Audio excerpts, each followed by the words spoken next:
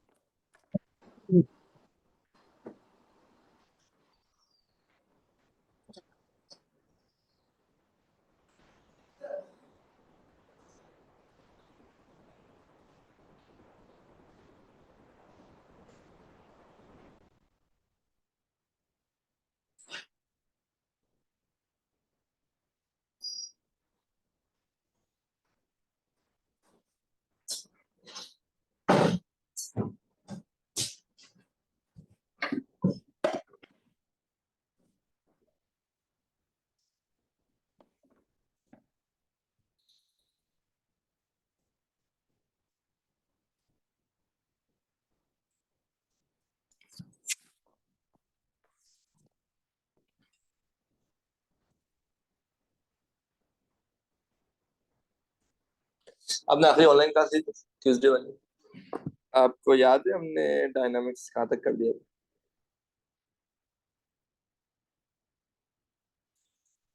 मेरे ख्याल से हमने लॉ ऑफ कंजर्वेशन मोमेंटम तो स्टार्ट कर लिया है। रिलेटिव स्पीड पढ़ लिया हमने। मेरे ख्याल से ये आखिरी क्वेश्चन किया था। I think this was the last question that we did, right? इसके बाद कुछ भी नहीं किया ना हमने। चलो भाई, the concept of relative speed, ठीक है भाई। कभी ऐसा हुआ, पहले जल्दी से बताएं, आप में से कितने लोग हैं जिन्होंने जिन्होंने ट्रेन पे सफर किया? How many of you have ever travelled in train? हाँ हाँ, इंपोर्टेड हो लोकल हो, कराची की, अरे यार पाकिस्तान की ट्रेन पे अगर आपने,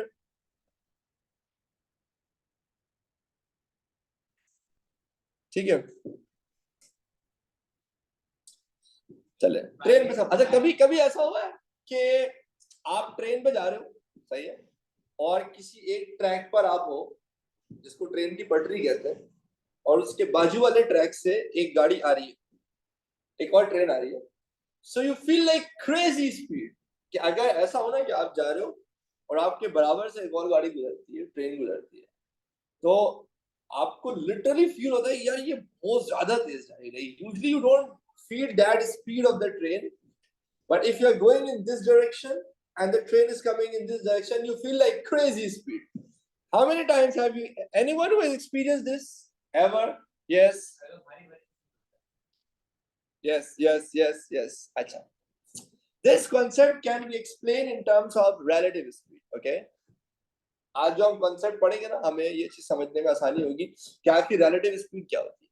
अच्छा, एक और एग्जांपल, चलो ट्रेन पे किसने ट्रैवल किया ना हो भाई, मोटरवे पे गाड़ी तो सबने चलाई है ना, ये चलाई नहीं होगी तो कम से कम फ्रंट सीट पे बैठे तो होगे ना किसी के साथ।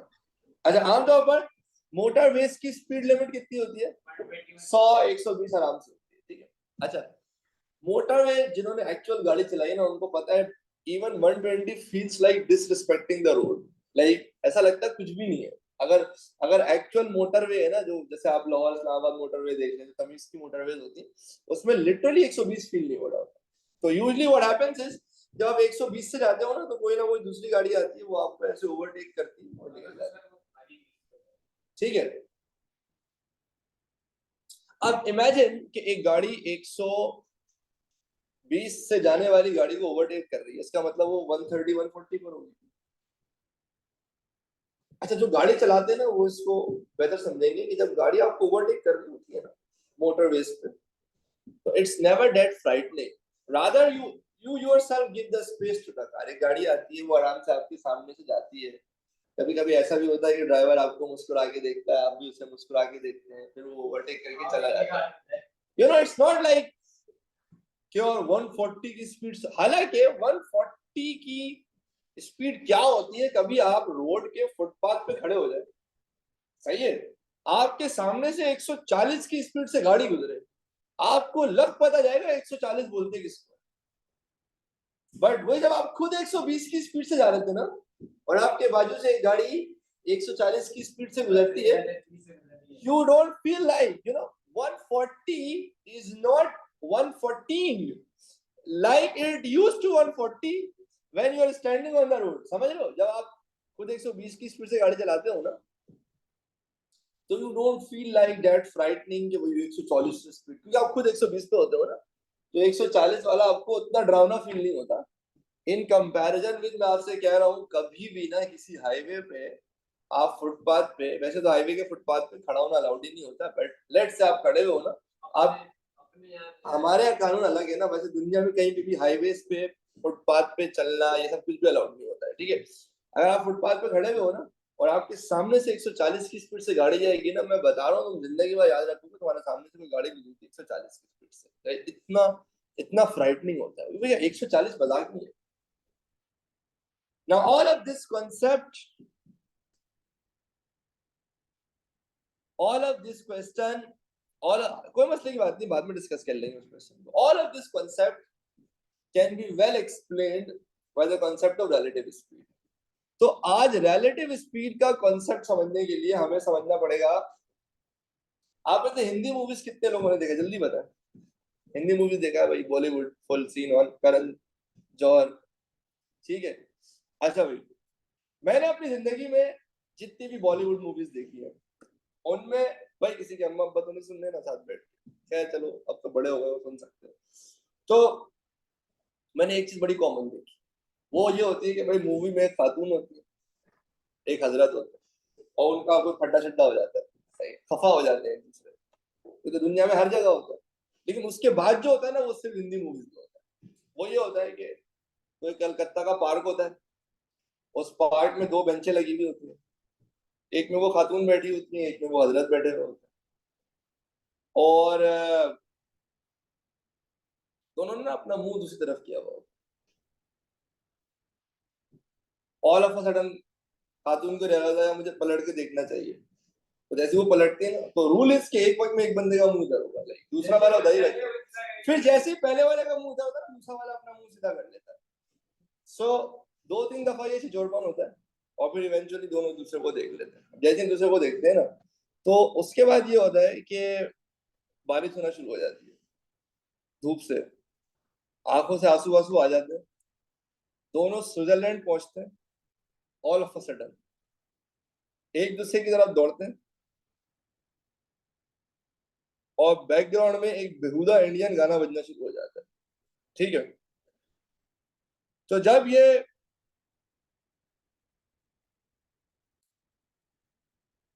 काजोल और शाहरुख एक दूसरे की तरफ भाग रहे थे, तो हमेशा एक स्टेशनरी ऑब्जर्वर होता है जो इनके अब्बा का दोस्त होता है, जो चुप से देख रहा होता है।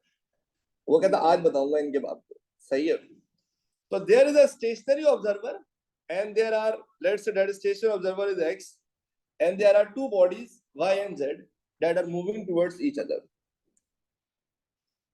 तो जो स्टेशनरी ऑब्जर्वर है ना, वो वाई को देखेगा 5 की स्पीड, और एक्स को देखेगा 4 की स्पीड से, क्योंकि एक 5 और एक 4 की स्पीड से मूव कर रहा है। तो speed of y as observed by x is 5 meter per second. Speed of z as observed by x is 4 meters per second. But speed of y as observed by z is 9 meters per second. लेकिन y और z दोनों एक दूसरे को 4 या 5 की speed से नहीं, 9 की स्पीड से देखें। And this is where the party begins. याद रखिएगा, जब दो ऑब्जेक्ट्स एक दूसरे की तरफ अप्रोच कर रहे होते हैं, तो वो एक दूसरे को अपनी इंडिविजुअल स्पीड्स के सम के बराबर की स्पीड से ऑब्जर्व करते हैं, as observe by someone stationary. यानी जरा समझिएगा, एक ऑब्जेक्ट है वो 5 की स्पीड से मूव कर रहा है, और एक है जो 4 की स्पीड से मूव कर रहा है, ठीक है। यानी सारे गौर से देखना मेरी तरफ, एक सेकंड बाद ऑब्जेक्ट एक्स 5 मीटर आगे, बिकॉज उसकी स्पीड थी 5 मीटर पर सेकेंड, और ऑब्जेक्ट वाई 4 मीटर आगे गया क्योंकि उसकी स्पीड थी 4 मीटर पर सेकेंड उसी 1 सेकेंड में। तो एक्चुअली 1 सेकेंड में इनके बीच का जो डिस्टेंस चेंज हो रहा है ना वो 9 मीटर चेंज हो रहा है। देखो स्पीड क्या है, speed rate of change of distance ना कि भाई एक की स्पीड 5 मीटर पर सेकेंड है, एक की स्पीड 4 मीटर पर सेकेंड। जब 1 सेकेंड में ये 5 मीटर आगे जाता है ना उसी 1 सेकेंड में ये भी तो 4 मीटर आगे आ जाता है। तो एक्चुअली आफ्टर 1 सेकेंड इन दोनों के बीच का डिस्टेंस कितना चेंज हुआ, 9 मीटर्स का। This is why they will see each other with a speed of 9 metres per second.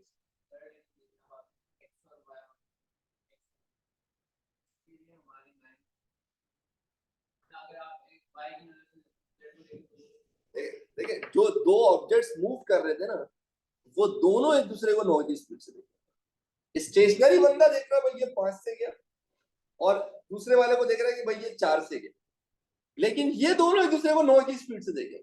They both will see each other क्योंकि दोनों का जो देखिए याद रखिएगा स्पीड निकलते ही चेंज ऑफ डिस्टेंस कि फॉर एग्जांपल अगर अभी आप मुझसे 4 मीटर दूर है, अगर आप 1 सेकंड बाद मुझसे 5 मीटर दूर हो जाते हैं तो आपकी स्पीड विल बी 1 मीटर पर सेकेंड ना कि भाई एक्चुअली 1 सेकंड में आपने 1 मीटर मूव किया, 5 तो नहीं हो जाएगी ना, पहले 4 किया 5 चेंज से निकलता है ना। तो बिल्कुल वैसा ही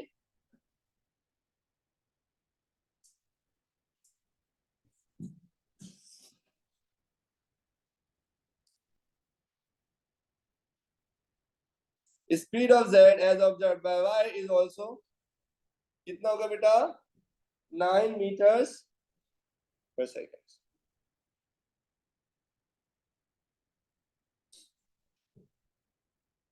क्या आप सब मेरे साथ हैं?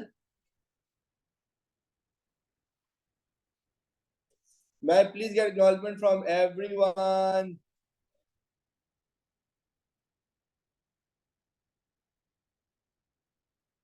फील आ रही है सीन। हर हिंदी मूवी में ये होता है भाई, करण जौहर की सारी मूवीज में एक ही चीज होती है। अल्लाह माफ करे मैं तो बचपन में वो भी देखता था, हिंदी ड्रामे भी देखता था। डुशुम डुशुम डुशुम आवाज आती थी हर थोड़ी देर पे ना। सही है। बहुत छोटे में देखा लेकिन मम्मी देखती थी उस वक्त, नया नया केबल आया था ना मार्केट में। तो अल्लाह माफ करे, खैर वापस आते हैं। अच्छा अब सीन ये होगा, अब सीन ये होगा गाइस के काजल ने देख लिया भाई ये तो अंकल है अब्बा के दोस्त, तो फौरन उसने अपना रास्ता चेंज कर लिया। अब दोनों जा रहे हैं सेम डायरेक्शन, ठीक है। Again speed of y as observed by x is 8 metres per second, ये बहुत गौर से सुनिएगा। Speed of z as observed by x is 2 metres per second. देखिए एक की स्पीड 8 है एक की स्पीड 2 है, as observed by someone stationary जो कि खुद हालत सुकून में खुद नहीं मूव कर रहा। बट कोई मुझे बता सकता है y और z दोनों एक दूसरे को किस स्पीड से देखेंगे? They are going to see each other with a speed of 6 meters per second. याद रखिएगा जब दो ऑब्जेक्ट्स ऑपोजिट डायरेक्शन में मूव करते हैं we add their individual speeds to get the relative speed. जब सेम डायरेक्शन में मूव करेंगे ना we subtract their individual speeds as observed by someone stationary to get their relative speed. इसको समझाने के लिए मैं एक छोटी सी ड्राइंग बनाना चाहूंगा आपके आगे, जरा गौर से देखिएगा। भाई लेट से मेरे पास एक पार्टिकल है y, एक पार्टिकल है z, सारे बहुत गौर से देखिएगा, ठीक है। अभी मैं कंक्लूजन लिखवा भी दूंगा, मसला नहीं। भाई y की स्पीड है 8 मीटर प्रति सेकंड और z की स्पीड है 2 मीटर प्रति सेकंड, सही है। तो y 1 सेकंड बाद, लेट से अभी ये दोनों ना एक दूसरे से 14 मीटर दूर है और मैंने फिट टू स्केल डायग्राम बनाई है, यानी 14 बॉक्सेस, तो एक बॉक्स 1 मीटर के बराबर है, ठीक है भाई। तो सारे गौर से देखिएगा। अच्छा y की स्पीड थी 8 मीटर पर सेकंड, तो 1 सेकंड बाद y 8 मीटर आगे आ जाएगा, ठीक है। तो after 1 second if this was t equal 0 second, this is t equal 1 second, यहाँ पे आपका आ जाएगा y, सही है।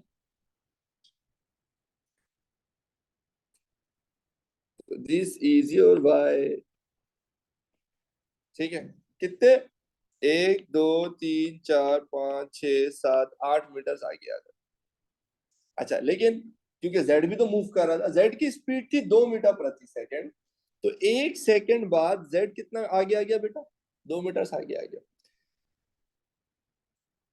तो जिस एक सेकंड में y 8 मीटर आगे आया था उसकी एक सेकंड में z कितना मीटर आगे आ गया? 2 मीटर आगे आ गया। ठीक है, पहले y और z का डिस्टेंस था 14 मीटर।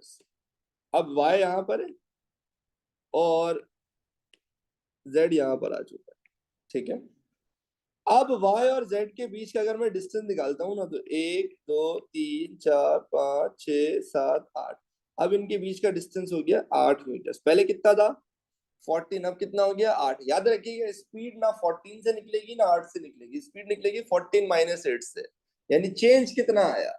तो पहले इनका डिस्टेंस था 14, अब इनका डिस्टेंस कितना हो गया? 8। यानी इनके बीच जो टोटल चेंज इन डिस्टेंस आया वो कितना आया? 6 मीटर का आया ना। तो एक सेकंड बाद change in distance between y and z is in 1 second is 6 metres. यही वजह है कि y और z दोनों एक दूसरे को किस स्पीड से देखेंगे? They are gonna see each other with the speed of 6 metres per second. Am I able to make myself clear to all of you? बोलो ना। सही है भाई? ओए भाई सीन ऑन है, सीन ऑन है, सीन ऑन है, सीन ऑन है।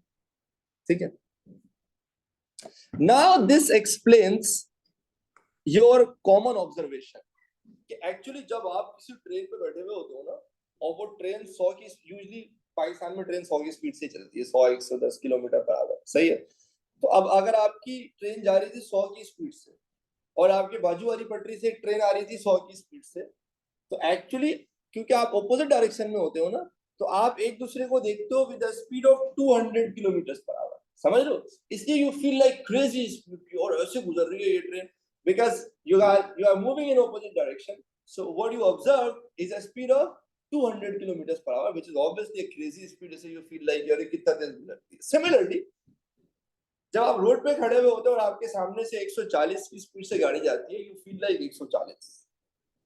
बट अगर आप खुद 120 की स्पीड से जाते हो और आपके बाजू से एक गाड़ी 140 की स्पीड से उसी डायरेक्शन में जाती है, you feel like only 20 kilometre per our. This is why आराम से जब ड्राइवर आपके आपके बाजू से जा रहा होता है ना, आप उसको देख के हेलो आई भी कर रहे होते हो, हालांकि आपका कांटा 120 पे होता है और उसका कांटा 140 पे होता है। But relatively what you see each other is actually a speed of just 20 kilometre per our.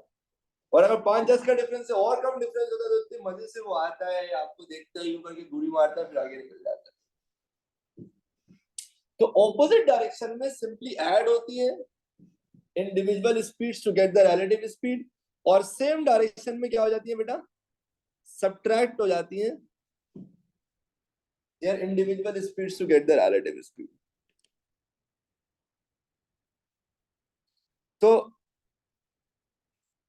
And में फाइनली शाहरुख भाई ने भी देख ही लिया, अरे अंकल कहाँ आप गलत समझ रहे हैं, ऐसा कुछ भी नहीं है। ठीक है, तो ये 7 की स्पीड से इधर आ गए और z 2 की स्पीड से इधर चले गए। Again speed of y as observed by x is 7, speed of z as observed by x is, भाई एक स्टेशनरी ऑब्जर्वर इन दोनों को 7 और 2 की स्पीड से देखा। याद रखिए यहाँ पे वेलोसिटी की बात नहीं हो रही, सिर्फ स्पीड की बात हो रही है। ठीक है, लेकिन y और z दोनों दूसरे को किस स्पीड से देखेंगे? 9 मीटर पर second. Because when two objects move in opposite direction, they see each other with a speed equal to the sum of their individual speeds as observed by a stationary observer if they are moving in opposite direction. तो मैं एक बार conclusion read कर देता हूं, फिर आपके questions ले लेंगे, किसी के दिमाग में कोई सवाल है तो। The relative speed of approach is the speed of one object measured relative to another. Okay, so if two objects are traveling directly towards each other with speed v as measured by someone stationary on the ground, अगर दो लोग speed v के साथ move कर रहे हैं, अगर दो लोग स्पीड v के साथ मूव कर रहे हैं ऑपोजिट डायरेक्शन में, यानी इनकी स्पीड v है with someone stationary on the ground, then each object sees the other one approaching with a speed 2v. तो एक ऑब्जेक्ट दूसरे ऑब्जेक्ट को किस स्पीड से देखता है? With the speed of 2v, क्योंकि एक की स्पीड v, दूसरे की स्पीड भी v, दोनों ऑपोजिट डायरेक्शन में जा रहे थे ना, एक दूसरे की तरफ जा रहे थे, तो दोनों एक दूसरे को किस स्पीड से देखते हैं? 2v की स्पीड से देखते हैं। कई बार समझ में आती है? इसका मतलब कंक्लूजन ये है, thus if the objects are traveling in opposite direction, then we add their speeds to find the relative speed. अगर ऑब्जेक्ट opposite direction में, तो उनकी individual speeds as observed by someone stationary should be added to get the relative speed with which they see each other. Similarly, if the objects are traveling in the same direction, then we subtract their speeds to find the relative.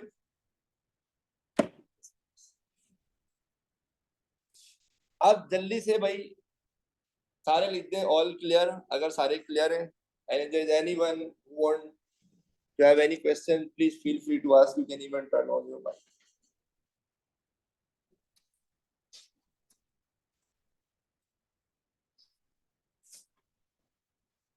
Opposite direction वाला नहीं, हम relative velocity निकालते ही नहीं है, yes, हम सिर्फ relative speed पढ़ेंगे। जैनब कह रही हूँ ऑपोजिट डायरेक्शन वाला समझ नहीं आया, ये वाली बात कर रही है?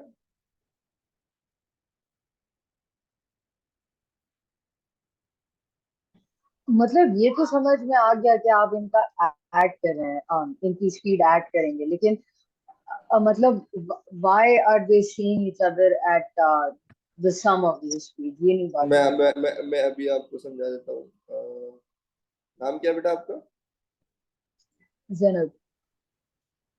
जैनब, देखिए Zainab, what is the speed? The speed is rate of change of distance. Okay, so there are the two particles approaching each other. एक 5 की स्पीड से आ रहा है और एक 4 की स्पीड से आ रहा है. So if one object's speed is, let's say, 5 meters per second, so after 1 second it comes 5 meters closer. But in the same 1 second, because the other object is also moving, it comes 4 meters closer. So after 1 second, actually the total change in distance is 9 meters. Because एक ही second में ये 5 metre करीब आया, उसी एक second में ये 4 metre करीब आया. Okay. So total change in distance is 9 meters. So it's pretty fair to say that they both see each other with a relative speed of 9 meters per second, which is simply the addition of their individual speeds as observed by someone stationary on the ground. ठीक है, समझ आ गया. Make sense? Yes. And the opposite will be the case if they are moving in the same direction. Okay, thank you. No problem. Does this make sense to all of you?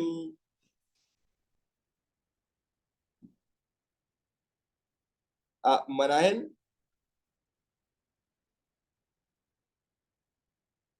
यही अगर आप दूसरे वाले पे आते हो ना, तो जब एक सेकंड में ये 8 मीटर y के z के करीब गया था ना, तो z भी तो 2 मीटर आगे चला गया था, तो एक्चुअल चेंज तो सिर्फ 6 मीटर का ही आया ना इन दोनों के बीच. इसलिए when the objects are moving in the same direction, we subtract their individual speeds as observed by someone stationary on the ground to get their relative speed with which they observe each other.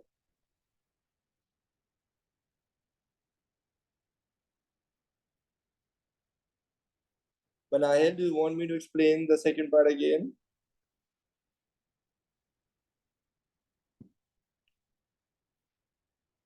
See, there are two objects moving at a speed 8 and the other object moving at a speed 2 meters per second, but in the same direction. Okay, so let's say these two objects were earlier at a distance 14 meters. ठीक है, imagine करो Z move नहीं कर रहा, सही है, तो एक सेकंड बाद ये 8 मीटर आगे आ जाता, ऐसा ही है. ये बातें समझ में आती है? अगर लेट्स से Z मूव नहीं करता तो y एक सेकंड बाद 8 मीटर करीब आ जाता ना, तो y की स्पीड थी 8 मीटर पर सेकंड, क्योंकि 8 मीटर का डिस्टेंस चेंज हो गया. लेट्स से z रेस्ट पर है, z मूव ही नहीं करता, तब तो ठीक है भाई, y की स्पीड है 8 मीटर पर सेकंड, तो वो 8 मीटर आगे आ गया एक सेकंड बाद. लेकिन जब ये 8 मीटर आगे आया ना, उस वक्त z 2 मीटर आगे चला गया. यानी यूं समझ लो, जब y z के 8 मीटर करीब आया तो z फर्दर 2 मीटर दूर चला गया. तो इनके बीच का जो टोटल डिस्टेंस का चेंज था ना वो 6 हो गया, यानी पहले इनका डिस्टेंस था 14, अब इनका डिस्टेंस हो गया 8, तो चेंज कितने का आया है? 6 का आया है ना। Speed is the change in distance over time. Make sense? अच्छा, अब आप सोच रहे होंगे कि यार ये अचानक से डायनामिक्स पढ़ाते पढ़ाते रिलेटिव स्पीड पे कहां से आ गया ये? Like this topic should be taught in kinematics. Sir अगर इतना ही शौक है तो काइनेमैटिक्स भी पढ़ा देते हैं, ये अचानक से डायनामिक्स पे क्यों याद आ गया? उसकी वजह ये कि let me give you a very quick recall of what we studied in the previous classes. We talked about a special type of collision that is called the perfectly elastic collision, in which the total momentum remains conserved, which is always the case. ये कोई अनोखी बात नहीं है, but elastic collision is a collision in which total kinetic energy before collision is equal to your total kinetic energy after collision. ऐसा ही है ना भाई? So one way of figuring out whether a collision is elastic or not is you find total kinetic energy before collision and then you find total kinetic energy after collision. If they are equal to each other, your total kinetic energy is conserved and you can call that collision as the elastic collision. But there is one way too easier way to figure out whether a collision is elastic or not, and that is this: that in an elastic collision, the relative speed of approach is equal to relative speed of separation. Now, what is relative speed of approach? See, जब भी दो objects का collision होगा तो before collision वो एक दूसरे को किस स्पीड से देखते हैं?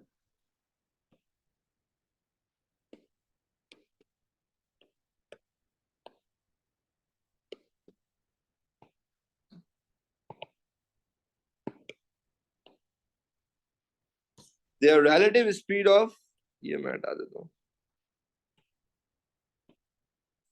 अप्रोच का मतलब है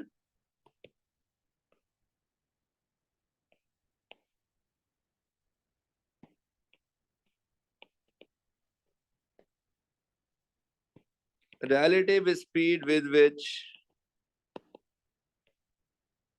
the two bodies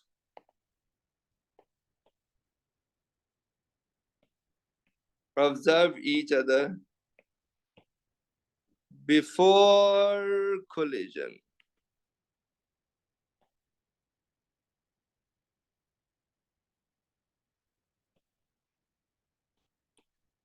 relative speed of separation का मतलब जब वो एक दूसरे से जुदा हो जाएंगे तो फिर वो एक दूसरे को ऑब्जर्व करेंगे आफ्टर कोलिजन किस स्पीड से?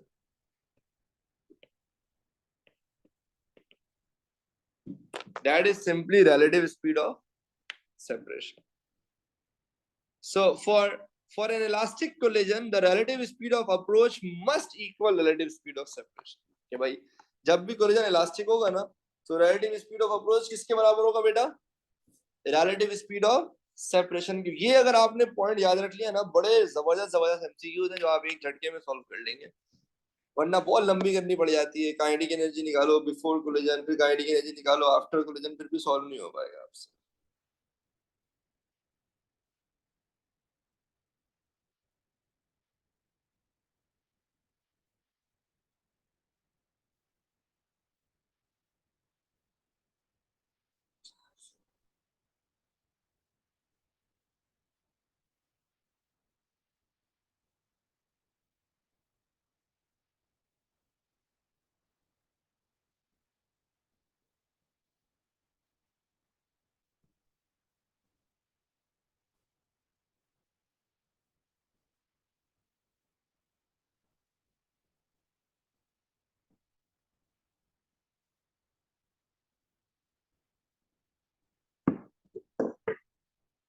Am I able to make myself? एक काम करते हैं, एक छोटा सा क्वेश्चन देते हैं आपको स्क्रीन पे, इसको जरा सॉल्व करें।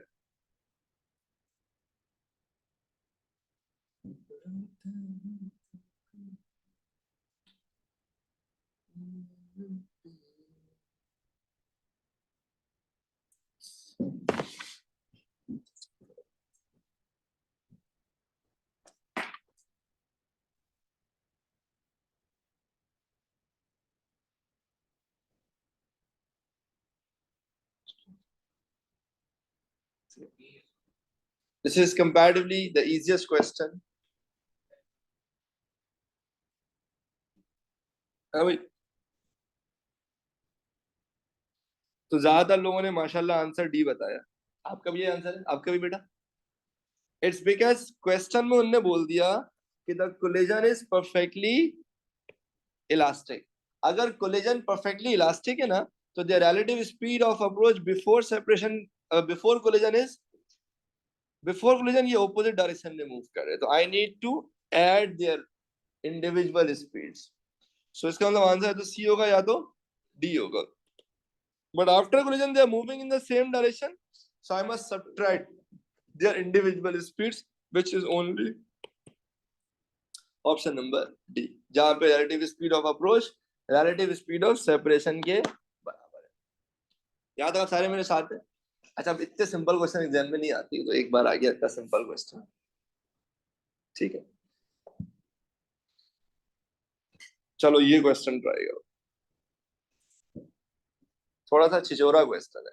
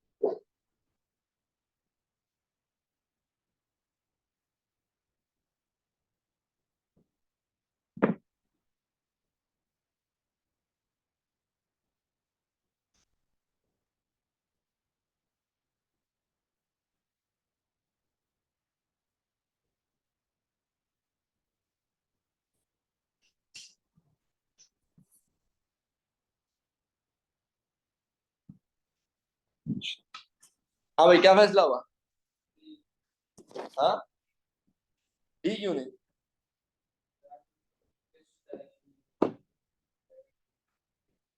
देखिए, पहले एक काम करें, पहले रैंडम जो अपने कॉमन लॉजिक है पहले उसको अप्लाई करते हैं। भाई एक ऑब्जेक्ट है वो 4 की स्पीड से जा रहा है, दूसरा ऑब्जेक्ट 2 की स्पीड से जा रहा है, ठीक है। अच्छा, कोलिजन इलास्टिक है क्वेश्चन में गिवन है, तो पहले एक काम कर देते हैं, निकाल लेते हैं relative speed of approach, that is 6 metres per second, ठीक है। अब देख लेते हैं किस केस में रिलेटिव स्पीड ऑफ सेपरेशन भी 6 आ गई। पहला तो नहीं हो सकता, पहले का आंसर 2 मीटर पर सेकंड ही, क्योंकि एक रेस्ट पर है, तो दूसरा जिस स्पीड से मूव करेगा वही आपकी रिलेटिव स्पीड होगी। अच्छा, दूसरे केस में दोनों सेम डायरेक्शन में मूव कर रहे हैं, सो आई नीड टू सब्ट्रैक्ट, 4 में से 2 जाएंगे तो 2 मीटर पर सेकंड, ये तो सही है ना। तीसरे और चौथे में प्रॉब्लम ये कि जब तीसरा आंसर आता है ना 4 और 2 ऑपोजिट डायरेक्शन में, आप लिखते हो 6 मीटर पर सेकंड, आपका दिल खुश हो जाता है।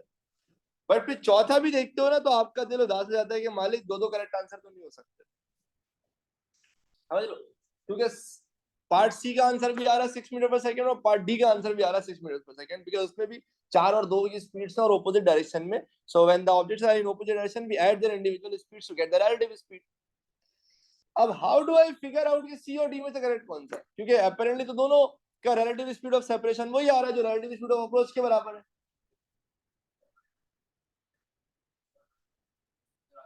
देखिए, जब भी आप इस तरह की सिचुएशन में आए ना, आप फौरन से रिकॉल करें law of conservation of momentum. Collision elastic हो इन इलास्टिक हो, मोमेंटम हमेशा कंजर्व रहना चाहिए, ऐसा ही है। एक मोमेंटम हमेशा, टोटल मोमेंटम हमेशा कंजर्व रहना चाहिए। जो आपको ऑप्शन डी है ना, this is against the law of conservation of momentum. कैसे, मैं आपको समझाता हूँ, ठीक है।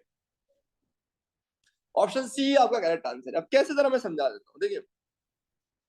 अगर मैं इन इन दो मासेस की बात करूं, एक्स और वाई की, तो m1u1 प्लस m2u2 बराबर है m1v1 प्लस m2v2। सबको याद आ रहा है law of conservation of momentum, total momentum before collision must equal total momentum after collision. दोनों आइडेंटिकल स्फीयर्स, आइडेंटिकल का मतलब दोनों का मास सेम। तो लेट्स से एक का मास है m और वेलोसिटी है 4, सही है। दूसरे का मास है m, और वेलोसिटी कितनी है बेटा? -2, ठीक है। फिर एक का मास है m, वेलोसिटी है -4। ये मैं d को सॉल्व कर रहा हूँ, ठीक है, आफ्टर कोलिजन। इसकी वेलोसिटी को -4 लूंगा, और 2 टू द राइट है ना, तो इसको मैं +2 ले लूंगा। So all that is towards the right is positive, all that is towards the left is negative. यहाँ से m कैंसिल हो जाएगा, 4 में से 2 जाएंगे 2 बचेगा, -4 में से 2 जाएंगे तो -2 बच जाएगा। देखिए राइट और लेफ्ट हैंड साइड इक्वल नहीं आ रहे। अगर मैं ऑप्शन डी की वैल्यूज को यूज कर रहा हूँ law of conservation of momentum follow करने के लिए, इसका मतलब law of conservation momentum violate हो रहा है with option D. Option C check कराता हूं मैं आपको, जरा देखिएगा। m1u1 plus m2u2 is equals to m1v1 plus m2v2, ऐसा ही है। अच्छा, दोनों आइडेंटिकल स्फीयर्स है ना। अगेन पहले वाले का मास है m, वेलोसिटी है 4, दूसरे वाले का मास है m, वेलोसिटी है -2। फिर एक का मास है m, वेलोसिटी है -2, फिर एक का मास है m और वेलोसिटी है 4, ऐसा ही है। ये मैंने सी का लिया। अब सी में ना टुवर्ड्स द लेफ्ट को हमने नेगेटिव और टुवर्ड्स द राइट को हमने पॉजिटिव लिया हुआ है। तो अगेन m सब में कैंसिल हो जाएगा क्योंकि सारी टर्म से मल्टीप्लाई हो रहा है। 4 - 2 is 2 एंड इधर भी -2 + 4 is 2। यहाँ पे देखो right hand side left hand side के बराबर हो रहा है। इसका मतलब अगर मैं ऑप्शन सी यूज कर रहा हूँ ना, तो ना सिर्फ रिलेटिव स्पीड ऑफ अप्रोच बराबर है रिलेटिव स्पीड ऑफ सेपरेशन के, बल्कि साथ में law of conservation of momentum भी क्या हो रहा है बेटा? फॉलो हो रहा है। बोलो नो, समझ आ रही है बात सबको?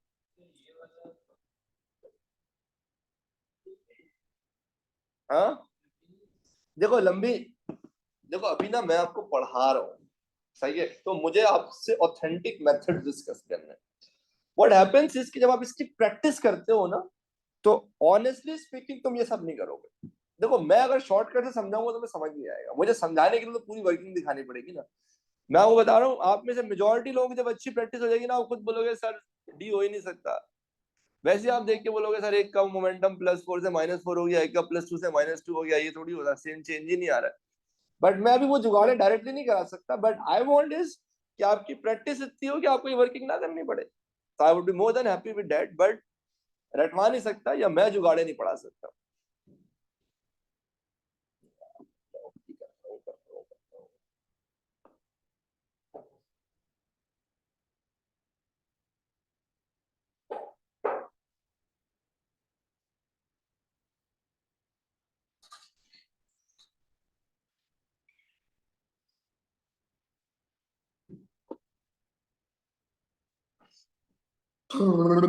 Are you all with me?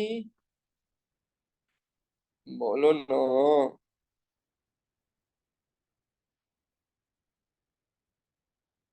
मुबारक -2 इसलिए लिया है ना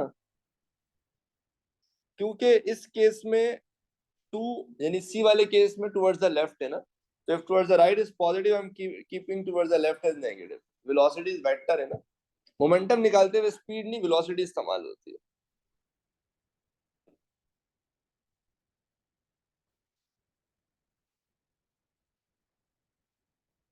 Sir, is it okay to say that when we have identical masses after collision, the velocities interchange?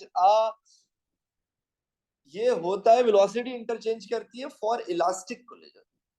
ये ये एक थ्योरम भी है, एक जमाने में हम डिराइव कराते थे, अब कराते नहीं है, बट बिल्कुल ऐसा है कि अगर इलास्टिक कोलिजन्स होती है ना तो वेलोसिटीज इंटरचेंज कर जाती है, but this happens only for the case of identical masses.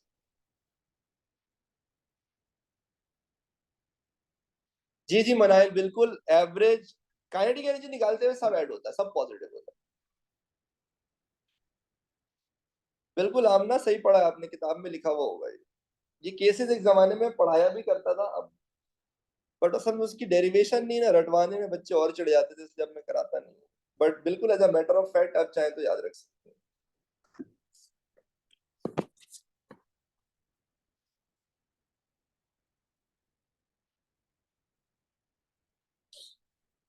चलो भैया, स्क्वायर पॉजिटिव।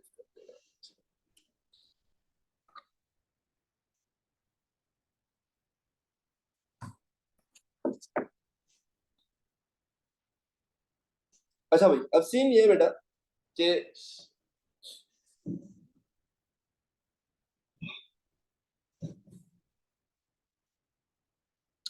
एक ऑब्जेक्ट है जिसका मास है m जो कि ट्रैवल कर रहा है with speed v has a head on collision with another object of mass m traveling with speed। अच्छा, मैंने जितने भी क्वेश्चन निकाले ना वो चुन के वेरिएशन वाले निकाले, मतलब आपको हर अगला क्वेश्चन पिछले क्वेश्चन से सिमिलर नहीं लगेगा, बल्कि उसमें वेरिएशन है, ताकि कोशिश ये कि आपको मैक्सिमम वेरिएशन से फेमिलियर कराया जा सके। सही है।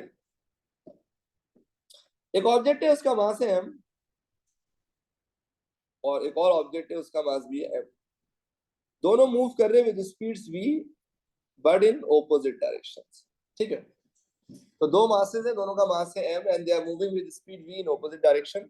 The two objects stick together after collision, और चिपकने के बाद इनकी मुलाकात हो जाती है, बल्कि मुलाकात के बाद ये चिपक जाते हैं, they stick together. What is the total loss in kinetic energy of the.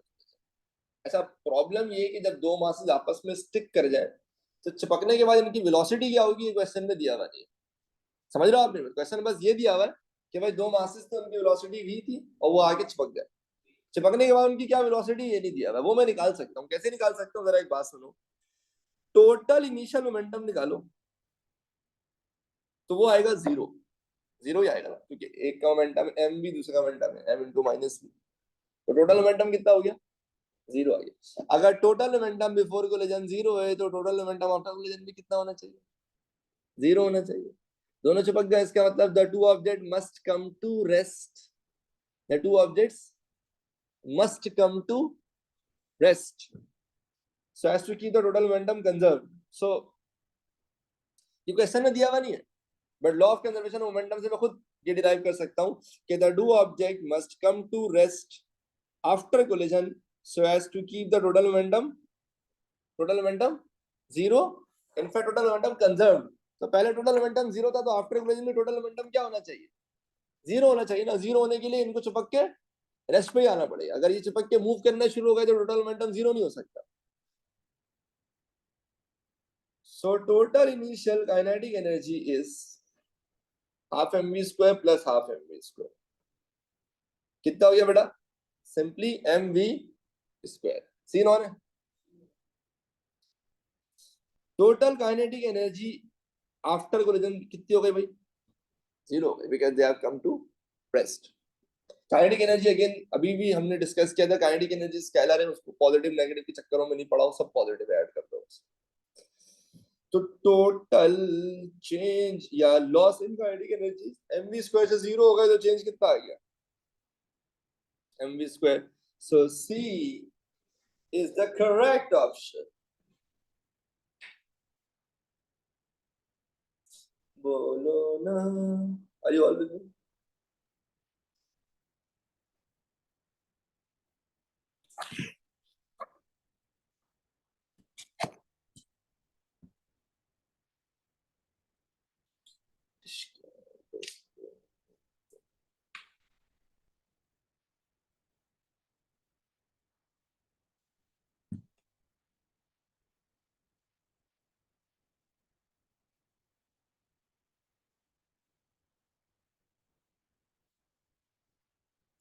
देखिए, आफ्टर स्टिकिंग टुगेदर, ये अच्छे क्वेश्चन है, सब सुन ले गौर से।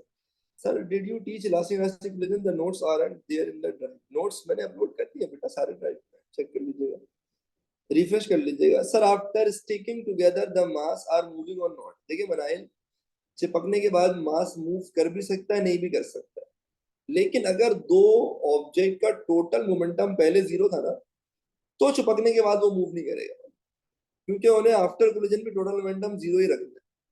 तो मासेस स्टिक करने के बाद मूव कर सकते हैं। जैसे अभी मैं एक और क्वेश्चन कराऊंगा जिसमें दो मासेस कोलाइड करके स्टिक करते हैं और फिर वो एक साथ मूव करना शुरू हो जाते हैं। ये उसी वक्त पॉसिबल है जब total momentum before collision zero ना हो, तो आफ्टर कोलिजन भी जीरो नहीं होगा, वो मूव करेंगे। बट एक का मोमेंटम था प्लस एम बी, दूसरे का मोमेंटम था माइनस एम बी, तो टोटल जीरो था ना, तो आफ्टर कोलिजन भी total has to be zero, ताकि आपका टोटल मोमेंटम कंजर्व रह सके। इसलिए विदाउट एनी डाउट सिर्फ इस केस में मैं कह सकता हूं कि the object will come to rest. अगर मैं आपके आगे एक और क्वेश्चन कराता हूं, जैसे कि ये दो ट्रॉलीज हैं, ऑपोजिट डायरेक्शन में आ रही थी हॉरिजॉन्टल स्ट्रेट लाइन पे, एक की वेलोसिटी 1 थी, एक की वेलोसिटी 4 थी ऑपोजिट डायरेक्शन में, एक का मास 2 था, एक का मास 3 था। The trolleys collide and stick together, ये दोनों ट्रॉलीज एक दूसरे से टकराते हैं और चिपक जाते हैं। What is there velocity of the trolleys after collision? या तो सवाल ही ये कि चिपकने के बाद ये किस स्पीड से मूव करेंगे। इसका मतलब चिपकने के बाद ये रेस्ट पे नहीं आए। उसकी वजह ये है कि इनका total momentum before collision zero नहीं है। जैसे अगर आप इसका मोमेंटम निकालोगे ना तो 2 इंटू 1 कितना आएगा 2, इसका 4 इंटू 3 -12, ऑपोजिट हो जाएगा। तो 2 और -12 यानी 2 और -12 का सम जीरो थोड़ी आता है। जब total momentum before collision zero नहीं है तो फिर आफ्टर कोलिजन भी जीरो, बोलो ना, नहीं होगा। ऐसा ही है। अब याद रखिए जब भी दो मासेस आपस में स्टिक कर जाते हैं ना आफ्टर कोलिजन, तो एक बात बिल्कुल अच्छी तरह से जहन में डाल लें कि when two masses collide with each other and they stick together after collision, then they both move with a common velocity. अगर दो मासेस चिपक गए ना तो फिर वो अलग अलग वेलोसिटी से नहीं मूव कर सकते। समझ रहे हो ना? If two masses stick together, they have to move with a common velocity ना। अगर आप किसी गाड़ी से चिपक गए हो तो वो गाड़ी जिस स्पीड से जा रही है आप भी उसी स्पीड से जा रहे हो ना। ये तो नहीं हो सकता ना गाड़ी की स्पीड कुछ और आपकी स्पीड कुछ और। सो लेट्स से एक का मास है m1 और दूसरे का मास है कितना बेटा u1। एक का मास है m2 और दूसरे का मास है u2। ठीक है, yes they move with the same velocity after collision. तो लेट्स से मैंने टू द राइट पॉजिटिव और टू द लेफ्ट को क्या लिया हुआ है नेगेटिव लिया हुआ है, सही है। m1 u1 plus m2 u2 is equals to m1 v1 plus m2 v2। अब यहां पे मैं लिख रहा हूं m1 plus m2 into v।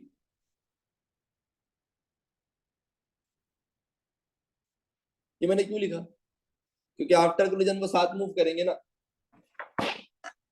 जब वो साथ मूव करेंगे तो दोनों की वेलोसिटीज क्या हो जाएंगी सेम हो जाएंगी। और यानी एक यूनिट बन गया है वो। तो total mass is m1 plus m2 and they have a common velocity I multiplied at with v। तो पहले वाले का मास है 2, वेलोसिटी है 1। दूसरे वाले का मास है 3, velocity है -4। and I'm pretty sure you guys should not have any issues with me writing -4 because the other mass is moving in the opposite direction. The two masses are 2 plus 3 and the velocities is v। तो यहां से अगर मैं simplify करूंगा ना तो velocity आ रही है -2 मीटर पर सेकेंड। अच्छा, मैंने पहले ही जो साइन कन्वेंशन यूज की थी उसे मैंने डिफाइन कर दिया था कि मेरे लिए नेगेटिव का मतलब है टू द लेफ्ट। अगर मेरा फाइनल आंसर नेगेटिव आ रहा है इसका मतलब 2 meters per second to the left. So A is the correct option. बोलो ना।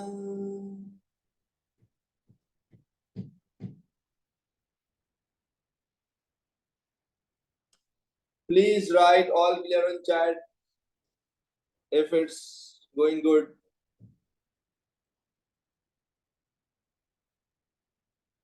ओए होए, किसने बोला फिजिक्स इज सो इजी? माशाल्लाह जैनब जैदी, गुड गुड। आप प्राइवेट है जैनब या कॉलेज में पढ़ रही है?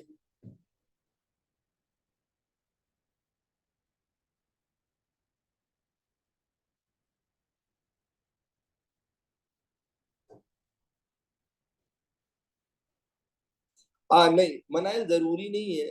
Their kinetic energy would be half of their total initial kinetic energy. ऐसा कोई हार्ड एंड फास्ट रूल नहीं है। वो हाफ भी हो सकती है, यूजली कम हो जाती है टोटल काइनेटिक एनर्जी, बट आधी हो जाती है, ऐसा कोई रूल नहीं। आई नेवर, ओ भाई अनब जैदी तो भाई फिजिक्स के इसमें गिरफ्तार हो रही है धीरे धीरे। तो हाँ, चलो भाई, अच्छी बात है। राइट राइट, चलो यार, बस आई होप कि ये सच बोल रहे हो, मेरा दिल रखने के लिए ना बोल रहे हो, बाकी सब तो खैर है। अच्छा भाई, एक आखिरी एमसीक्यू रह गया भाई, मजे का, और है भी हमारे 5-6 मिनट, इंशाल्लाह इसको निपटाते हैं। एक स्टेशनरी बॉडी थी, वो फट पड़ी into two components of masses m and 2। अच्छा देखिए, अब एक चीज समझ ले, जब भी एक्सप्लोजन होता है, कोई धमाका होता है या कोई भी पार्टिकल फट पड़ता है, तो फट के जो उसके फ्रेगमेंट्स होते हैं ना, वो दो ऑपोजिट दिशा में अलग होते हैं। कभी ऐसा नहीं होता कि ऑब्जेक्ट फट के सारे एक तरफ चले गए। जब भी कोई चीज फटेगा ना, तो कुछ हिस्सा टू द राइट जाएगा उसका, कुछ हिस्सा टू द लेफ्ट जाएगा, कुछ हिस्सा का फॉरवर्ड जाएगा, तो कुछ हिस्सा उसका बैकवर्ड जाएगा। आपको समझ रहे हो मेरी बात? This happens so as to keep the total momentum conserve. अगर एक पार्टिकल था, वो पहले रेस्ट पे था, तो उसका टोटल मोमेंटम था 0। अब अगर उसके दो फ्रेगमेंट्स अलग हुए, तो एक ने जितना मोमेंटम गेन किया, दूसरे ने उतना मोमेंटम लूज करना होता है। समझ रहे हो आप मेरी बात? अगर एक का मोमेंटम पॉजिटिव है, दूसरे का उतना ही नेगेटिव होता है, ताकि टोटल मोमेंटम क्या रहे, कंजर्व रहे। यही वजह है कि जैसे अगर मैं गन की बात करूं, जब हम गन से किसी बुलेट को फायर करते हैं, तो बुलेट आगे जाती है, गन पीछे आता है ना, क्योंकि जितनी फोर्स बुलेट पे लगाता है, उतनी फोर्स बुलेट गन पे लगाती है। अच्छा, इसमें रूल ये होता है कि अगर इक्वल फ्रेगमेंट्स है, इक्वल साइज के, तब तो दोनों सेम स्पीड से अलग होंगे।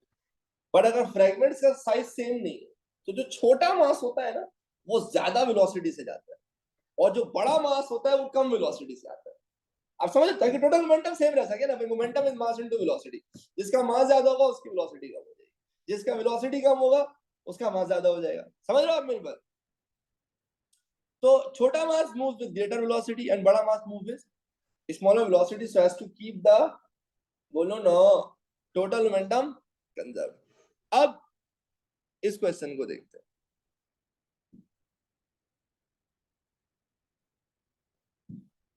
भाई ये मास आपका फट पड़ा, एक्सप्लोजन हो गई। अच्छा, फ्रेगमेंट्स इक्वल नहीं है, एक एक पार्ट है m और एक पार्ट है 2m, और ये दोनों एक दूसरे से जुदा हो गए, एक दूसरे से दूर हो गए, ठीक है। तो अब इनकी काइनेटिक एनर्जी का रेशो निकालना है मुझे। अगर मुझे इनका मास तो पता है, एक का मास है m, एक का मास है 2m, अगर मुझे इनकी स्पीड्स का कभी कुछ पता लग गया ना, तो फिर सीन ऑन हो सकता है। तो सबसे पहले चुपचाप हम लगाएंगे total momentum before explosion must equal total momentum after explosion. Before explosion तो 0 है भाई, बिफोर एक्सप्लोजन, क्योंकि ये हालत है। आफ्टर एक्सप्लोजन में 0 ही होगा, बट उसकी मैं इक्वेशन बना सकता हूँ। एक का मास है m, लेट्स से इसकी वेलोसिटी है vx, और 2m की वेलोसिटी है vy। तो ये हो जाएगा m into v x, mass into velocity. दूसरा हो जाएगा 2m into minus v y. अगर टू द लेफ्ट पॉजिटिव लिया है, तो टू द राइट, बोलो नो, नेगेटिव लेना पड़ेगा। तो ये एम वी एक्स पॉजिटिव तो जाके नेगेटिव हो जाएगा, तो माइनस एम वी एक्स बराबर है माइनस 2m वी वाई के। नेगेटिव का इंतकाल हो जाएगा, m का भी इंतकाल हो जाएगा। तो vx is equals to twice of vy, and that pretty much makes sense। x छोटा मास है ना, तो उसकी जो वेलोसिटी होगी ना, वो बड़े वाले की वेलोसिटी का डबल होगी। You know, vx is equals to twice of vy, यानी जो x की वेलोसिटी है वो y के मुकाबले में डबल आ रही है, क्योंकि उसका मास आधा है ना। तो जो छोटा मास होगा उसकी वेलोसिटी ज्यादा होगी, जो बड़ा मास होगा उसकी वेलोसिटी कम होगी। अब मेरी सादगी देख क्या चाहता हूं, x और y का रेशियो चाहता हूं, where x is the kinetic energy of small m and y is the kinetic energy of बड़ा वाला है 2m। तो kinetic energy is half mv square, इसका मास है m, इसकी स्पीड है vx, हाफ mv स्क्वायर, ये हो गया। दूसरे वाले का मास है हाफ mv स्क्वायर, दूसरे वाले का मास है 2m, तो मैंने m की जगह 2m लिखा है, ठीक है। और उसकी वेलोसिटी है vy, तो मैंने vy लिख दिया, और square as it is. Half इंतकाल हो जाएगा, m भी इंतकाल हो जाएगा। vx की जगह मैं लिख सकता हूं twice of vy square as it is, और नीचे 2vy स्क्वायर ऐसे ही बच गया, ठीक है भाई। अच्छा, 2 का square 4, vy square as it is, नीचे 2vy square as it is, vy square cancel, 4/2 is 2/1। C is the correct option। हाँ,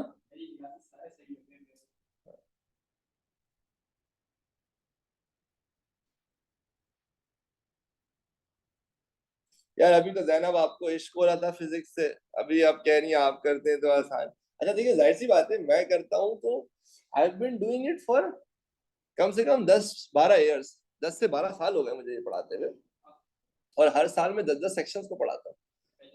तो मेरे ऊपर तो सवाल ही उठना चाहिए कि आपको अब तक बोर हो जाना चाहिए था, सही है। तो जाहिर सी बात है मेरे तो टिप्स पे मेरा दिमाग कहीं और भी होता तब भी मेरा आंसर सही आ जाता है, बिकॉज जाहिर सी बात है मैं 36 दफा एक क्वेश्चन सॉल्व कर रहा होता हूँ, आप पहली बार कर रहे हैं तो ऑब्वियस सी बात है आपको टाइम लगेगा, आपको प्रैक्टिस लगेगी। मैंने अपने जानते दिमाग लगा के ना सिर्फ इस सारे क्वेश्चंस को, आपने देखा होगा कोई भी एक जैसा नहीं है, सब में कुछ ना कुछ वेरिएशन है, ताकि आप जब करें तो आपके पास ऑलरेडी कुछ क्वेश्चंस का एक्सपोजर हो। सही है। अच्छा कुछ लोग कह रहे हैं कि सर दोबारा बता दे दोबारा।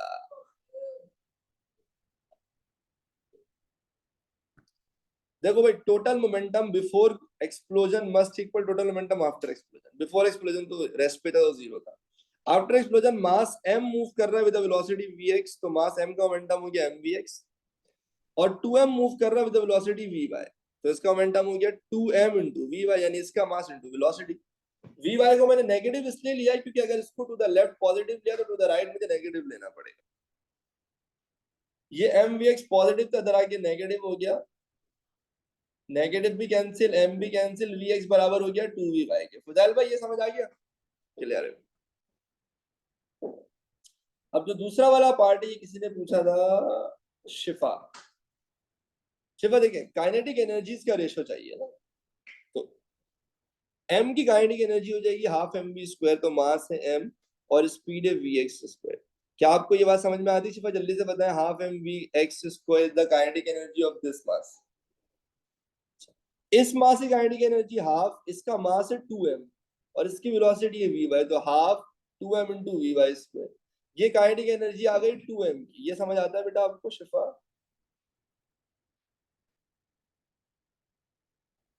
अच्छा, अब हाफ कैंसिल, m कैंसिल, ऊपर बच गया वी एक्स स्क्वायर।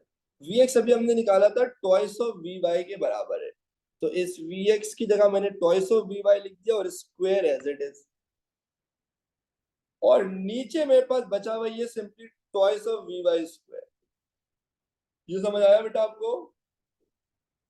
फिर आप सिंप्लीफाई कर ले, 2 का स्क्वायर 4 है, v y square as it is cancel हो जाएंगे, आंसर वुड बी 2 अपॉन 1। चलो भाई जल्दी जल्दी सारे बता दे, प्यार हो रहा है फिजिक्स से ताकि मैं क्लास एंड कर सकूं। जल्दी बोले जल्दी बोले। नो अस्तगफिरुल्लाह, are you coming to that trip? अरे केएसबीएल बिजनेस स्कूल है, क्या करूंगा जाके मैं? ये यूजर वाले हर हफ्ते ट्रिप लगा रहे हैं तुम लोगों का। चलो करते हैं कुछ, ख्याल रखिएगा, अल्लाह हाफिज।